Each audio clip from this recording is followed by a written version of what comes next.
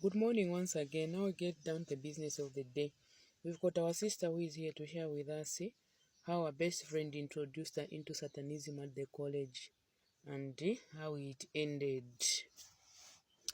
Good evening, my dear young sister. I hope you're doing well. I'm a woman age 44, and what has brought me here, I also want to share my life experience with you so that people can learn from this. Indeed, you are doing a recommendable job. Thank you. When I was young, I was very brilliant and very intelligent. From grade 1 up to grade 12, I never passed two numbers. I used to come out the best student in class from grade 1. On my grade 12, I managed at least to score 8 points, and my parents didn't have enough money to take me to the college, but at least they managed to take me to school because mom had a house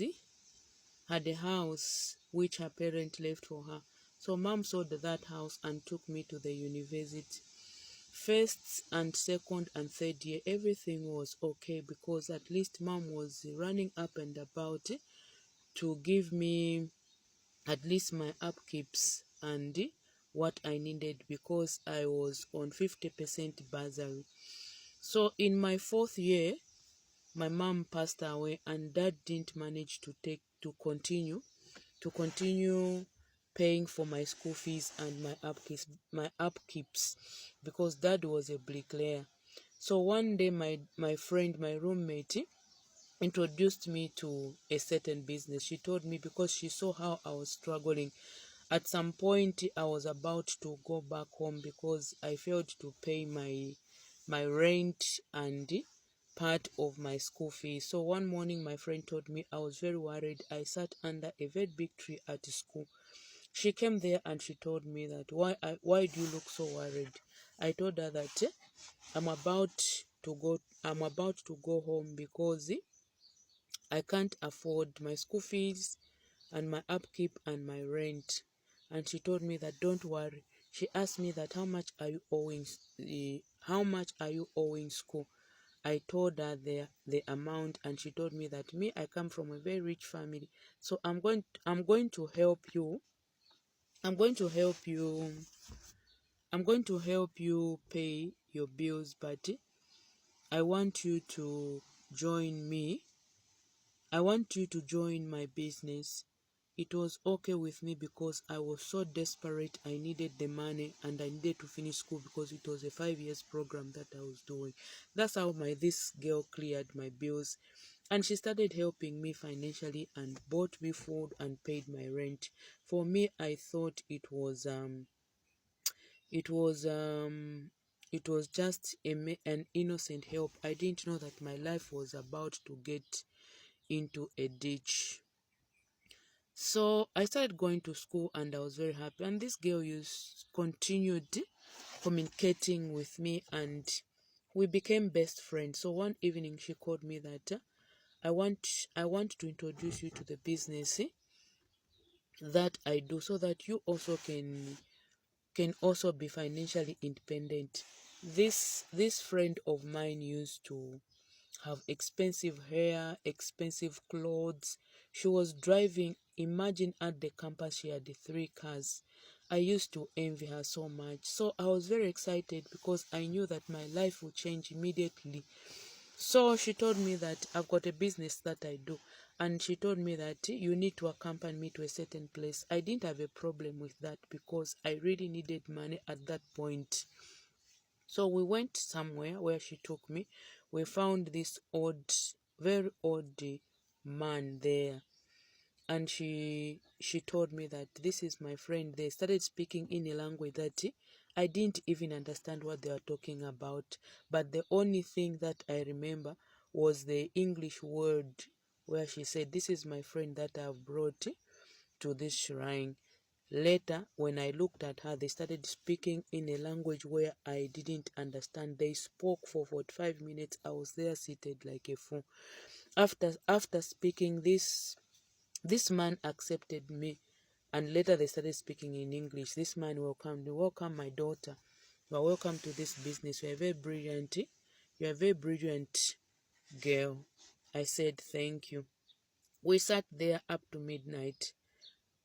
After midnight, around 01, I was told to take off my clothes, all my clothes.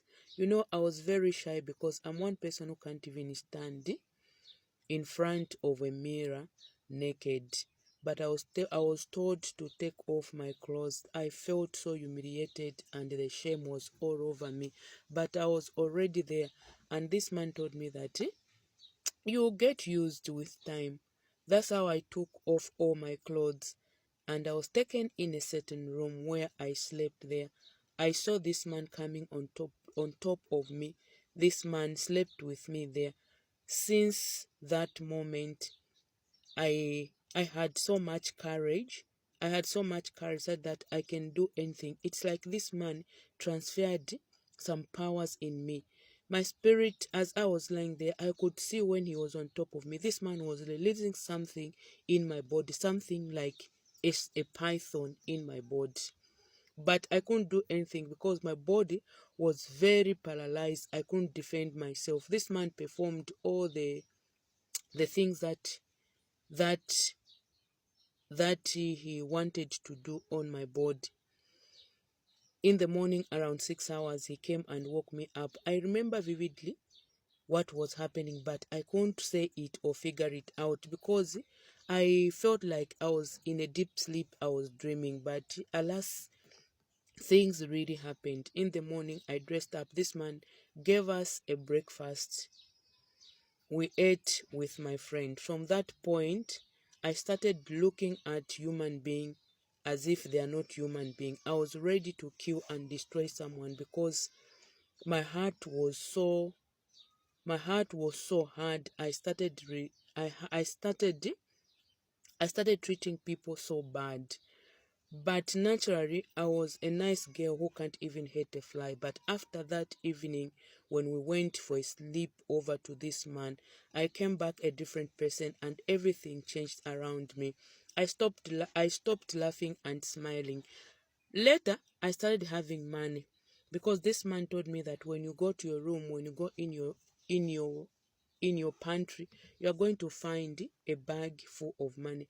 I found money there and life changed. I started living a very luxury life. I started buying expensive things, but people started talking because looking at my first 3 years at the campus, I was struggling. I used to stay with braids in my hair for 3 to 5 months, but I started exchanging hair, and my lifestyle became so luxurious in a twinkling of an eye. So my friends started talking, people started gossiping, but each time when I see someone gossiping about me, I'll strike them with a disease such that they'll get sick and they'll never recover. They'll go home and die. So people started fearing me. But one day my friend, a male friend, approached me and told me, my dear friend, look, this your sudden change in your lifestyle is so worrisome. What really happened to you? I was so upset and annoyed. I remember strangling that my male friend, strangling him spiritually. That guy didn't live for 5 days. He later died a mysterious death. I knew what I was doing. So after 6 months, this old man called us to go there and renew the covenant. And I was told that I needed to sacrifice my father.